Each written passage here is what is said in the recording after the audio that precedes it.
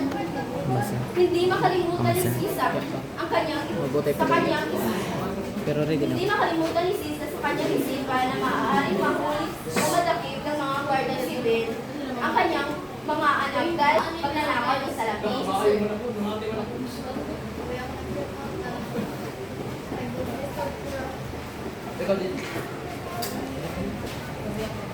Maaari niyo bang basahin? Nakita ni Sisa na papalayo na ang mga gwardiya sibil sa kanilang bahay at hindi nito kasama ang kaniyang mga anak. Bagay na nakapagpagaan sa loob ng ina. Ngunit nang magpang-abot sila ng gwardiya sibil sa daan, ay pilit siyang pinaamin na ilabas ang 2 onsang ninakaw ng mga anak. Nagmakaawa si Sisa, ngunit tila bingi ang mga ito sa pakiusap niya.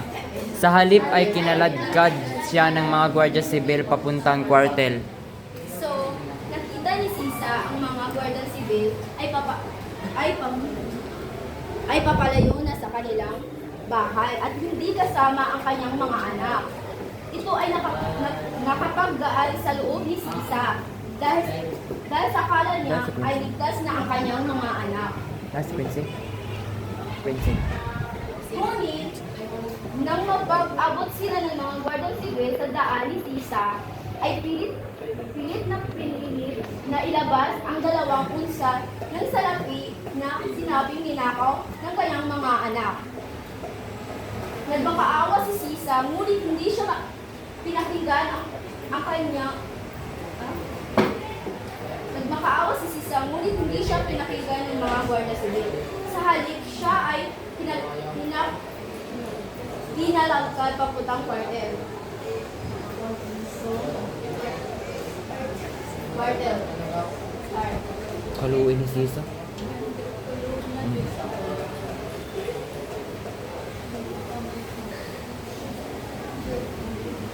Habang Kinakaladkad.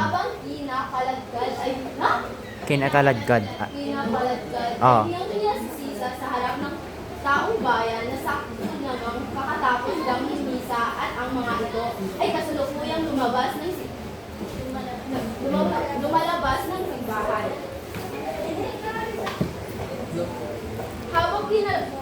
Habang kinalagkad si Sisa ng mga gwardyang sibil, siya ay hiyang-hiya sa harap ng mga tao. Hiyang-hiya sa harap ng mga tao na nakikita sa kanya. Nakakahiya para sa kanya na makita ang mga tao dahil sa kanyang sitwasyon. Lalo pang nakakaya para sa kanya dahil sakto lang kakatapos ng misa at ang mga tao ay lumabas na ng simbahan. Ibig sabihin, maraming tao na ang nakakita sa kanyang estado na iyon at nagdadalang sa kanyang kahihiyan at pagkabahala.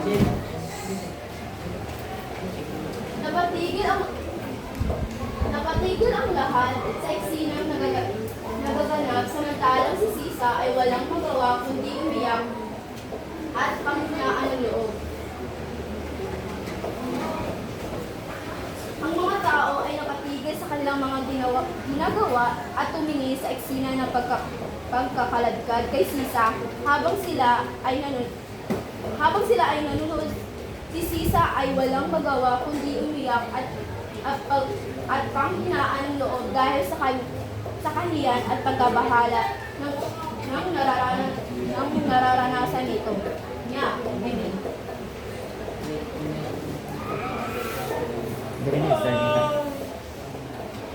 Inihagis niya ang mga ito Pagdating. Isa ng mga ito. Pagdating sa kwartel at nagsumiksik na lamang ang Hihinagpis. ng ina sa isang solo. Walang nais makinig sa pagmakaawa ni Sisa. Tanghali na nang pakawalan siya ng alperes. Inahagis siya ng mga ito pagdating sa kwartel. Ano? Sa ni John Quartel? Oo naman. Quartel. O man ang quarter. Quartel mga kung ano ng sundalo. Ah, ila. Yan na. Oo, ila ko ay. Quarter. Military. Si Sisa ay inihagis sa isang sulok ng kwartel kung saan siya ay nagsumisik at panghinaan ng loob. Hindi siya pinakinggan ng mga ito kahit na siya ay nagmakaawa pa. Tanghali na nang pakawalan siya ng Alvarez. Ang Alvarez ay isang opisyal ng Guardia Civil.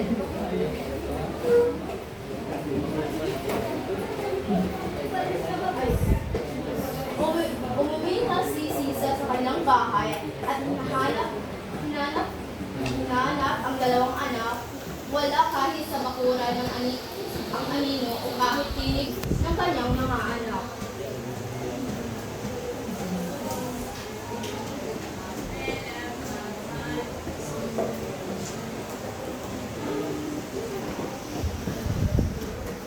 Si Sisa ay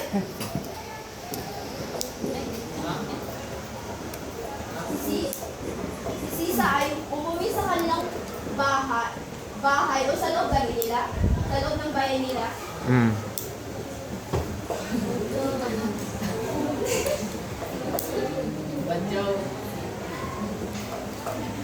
Pero pagdating nila pagpasok nila sa bayan, pagpasok nila sa Ijabayay, pero ang ija nadadagnanan kay kuan gani punit nga damit ni Basilio. Mm.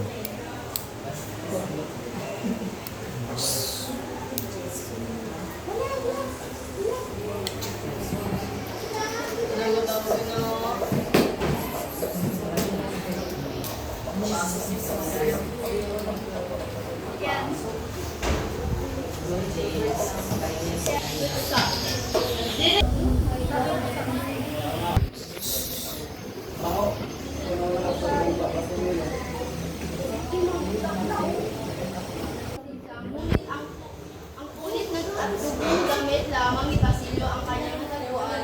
Nilamon ng pighati ang kanyang katinuan dahil hindi matagap ng ina ang kanyang nasilayan.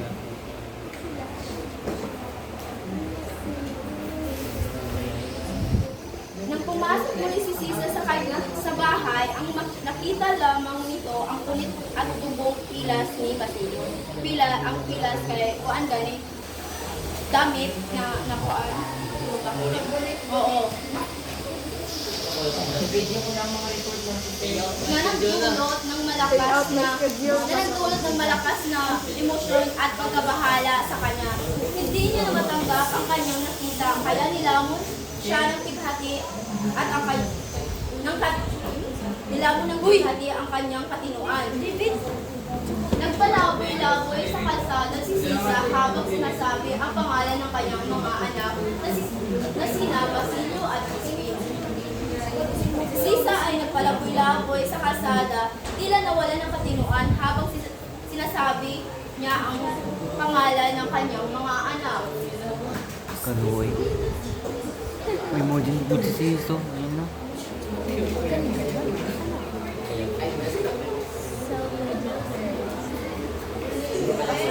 Ang ina, gaano man kahirap ay hamakin ang lahat para sa anak na minamahal. Sadyang hindi masusukat ang kanilang pagmamahal. Ako, Tito.